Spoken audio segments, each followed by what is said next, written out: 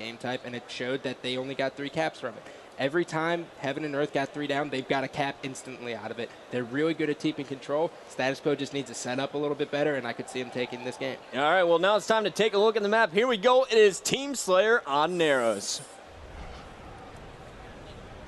So, Scott, of course, on Narrows, you have to control top middle. That is the key to victory, CTF or Team Slayer. There's 2 sniper rifles on the map, and of course, the rockets bottom middle. If you can control the power weapons, you can control the pace of the game. We're going to look for SQ to try and get out to an early start on this one, and we're going to be starting this one off with Naded of Heaven and Earth. He was hot for a little bit there, sparking 2 of the 5 caps. Let's see what he does to get this one going.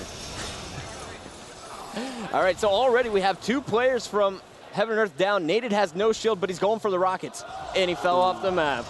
Well, he needs to make sure he moves here sooner. All right, so Naded out of the game for a minute, but this guy is not. Ace has the sniper rifle here for SQ.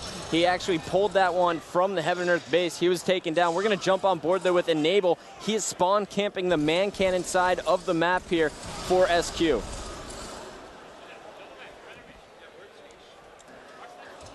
And actually, we're going to stay on board with Ace right now, as Enable is going to run away from that location, trying to hide from the power-up, at the power-up. Meanwhile, you have Karma sitting top middle with the sniper rifle, and that is not a weapon we normally see Karma with, Scott. No, not at all. There was only one exception when he went to, in 2007 with Dallas, when he picked up the sniper, and he just didn't stop with it, and I said, okay, dude, you can take it from me. I'll let you have it this time, but I'm getting it back next event. He did justice that tournament, though. And there we go, switching over to Enable. I wanted to watch him earlier. Now you have him, and he's picking up double kills. Perfect flank here, Scott. Yeah, that's perfect right there, Chris. He's picking up the triple kill.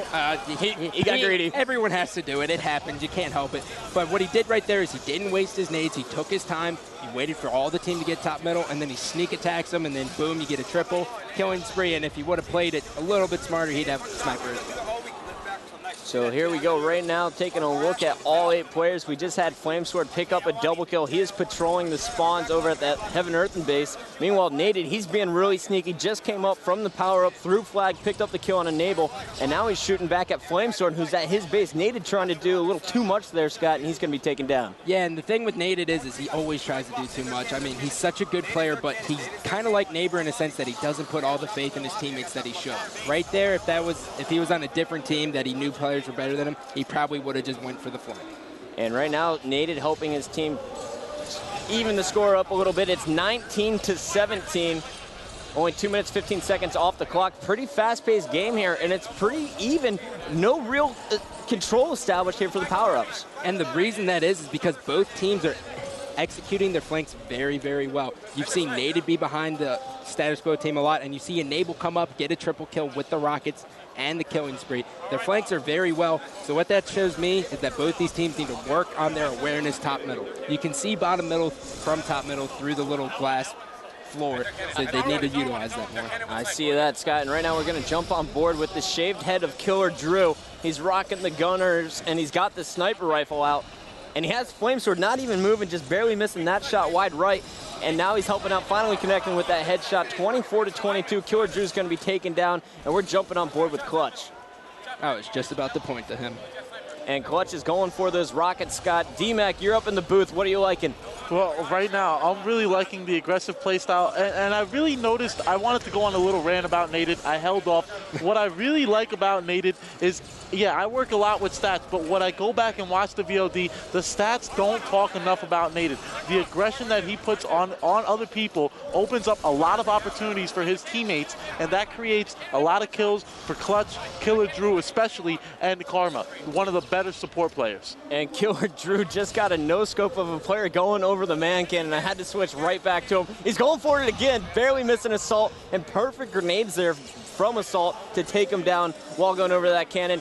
All of Status Quo looks like their goal right now, Scott, is just to push into the Heaven and Earth base. And you know, when you get set, when you have one set strat and you don't have alter strats, this is what happens. You keep going into this bottleneck, and if a team realizes that, you're just going to get punished. You have to be versatile. And this league, especially, you don't know what teams are going to come to play, so you always have to be prepared. And Enable is now on a killing spree after connecting with a headshot. Now going up against Naded, and he's getting a little greedy as well. But let's stay on board with Enable. Scott, you talked a little bit about him on the pregame show. What do you like about Enable's gameplay?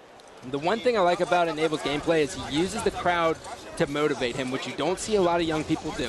When you look at Status Quo last year, you see them being afraid of the crowd. They always did better on the feature station than they did on the main stage, and that's because the attention really does make you play differently. So you take Enable, who can play under all those circumstances, and he just performs. And D-Mac, what's up, buddy? What are you watching here? Right now, I'm grabbing my stats, but what I'm looking at is how Status Quo plays at the end of games. This is what's really important. How they respond to the pressure. Look at this. They had a healthy lead. They've let it go. They've let it slip. If they lose this game, is Status Quo going to be able to bounce back? That's been their biggest problem. Down late in series, they don't bounce back like they should. I couldn't agree more with that statement. And it is 44-41. Clutch trying to help his team get back in this one. They are trailing late in the game, and Status Quo, well, they all seem to be happy with Ace sitting back in their lobby and sending Flame Sword over Cannon. Scott, what can we expect to see out of this SQ push here? It looks like Heaven and Earth trying to set up for defense top middle. Well, I see this push getting shut down, in all honesty. Heaven and Earth was really prepared for it. They saw him man cannon over. If they probably would have waited a couple seconds, it could have been different. But I just see Heaven and Earth shutting it down. And you see Clutch chasing after Assault. Assault stole his sniper rifle, picked up a headshot. Flame Sword coming right back over that man cannon for the assassination, and there they go. They get 50. That was an impressive win by Status Quo there. Status Quo coming back for those Team Slayers. And they're feeling all calm, cool, and collected. There's Enable taking a sip of water. That is game 2. It's all tied up 1-1. And guys, let's take a look at the stats. And there are the stats. Assault putting up +7. We saw him connect with the no-scope over on the man cannon side. Enable, he had the killing spree, which helped him go +4. Naded, the only player for Heaven and Earth going positive. Status Quo ties it up 1-1.